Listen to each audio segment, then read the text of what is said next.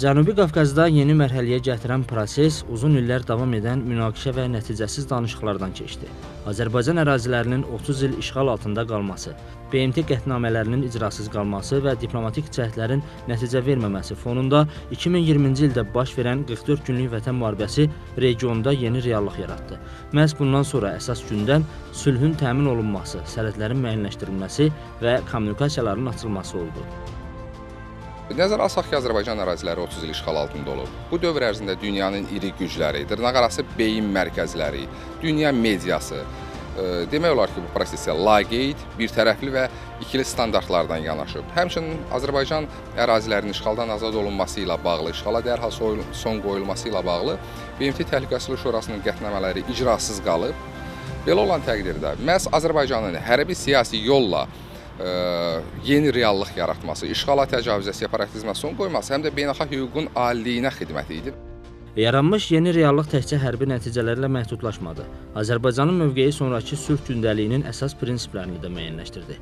Ərazi bütövlüyünün və sərhədlərin qarşılıqlı tanınması, sülh yolu ilə nizamlanma və kommunikasiyaların açılması bu gündəliyin əsas istiqamətlərinə çevrildi.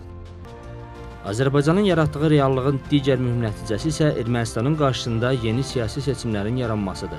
İrəvandakı hakimiyyətlərin və siyasi qüvvələrin dəyişməsi bu reallığın mahiyyətini dəyişmir. Əsas məsələ Ermənistanın yeni şərtləri qəbul etməsi və sülh gündəliyinə uyğun addımlar atılmasıdır.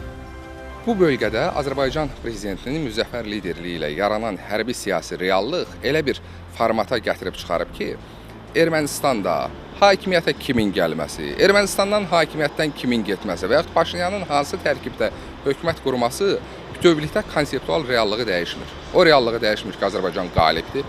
Azərbaycan böyük güclərin maraqlarını burada uzlaşdıra bilib. Nəticə itibarilə Ermənistan yeni reallıqlara uyğun yaşamağa məhkumdur. Beləliklə, 8 avqust Vaşinqton razılaşması uzun illər davam edən münaqişədən sonra formalaşan yeni reallığın siyasi və hüquqi müstəvidə növbəti mərhələsi kimi qiymətləndirilir. Bu mərhələdə əsas məsələ isə əldə olunan nəticələrin davamlı sülhə və regional əməkdaşlığa çevrilməsidir. Açıq şəkildə deyə bilərik ki, Paşinyanın yeni hökuməti konstitusion dəyişiklikləri reallaşdırmaqda artıq ondan başqa yol yoxdur. Əksinə Ermənistan hakimiyyəti bu və ya digər formada artıq maraqlı görünür bu istiqamətdə. Paşinyanın müəyyən bəyanatları var, lakin seçki ərəfəsində təbii ki, Paşinyan bu istiqamətdə çox da açıq reaksiyalar verə bilməzdir. Ermənistan cəmiyyətində hələ də xəstə təfəkkür hökm sürür. Belə olan təqdirdə yeni hökumətdən əlbəttə gözləntilərimiz böyükdür. Ermənistan bizə xatir yox, özünə, inkişafına xatir bu proseslərdə addımlarını tezləşdirməlidir. Samik Nuriyev, Zahir Həsənov, Elşən Məhərrəmov, NTV Xəbər.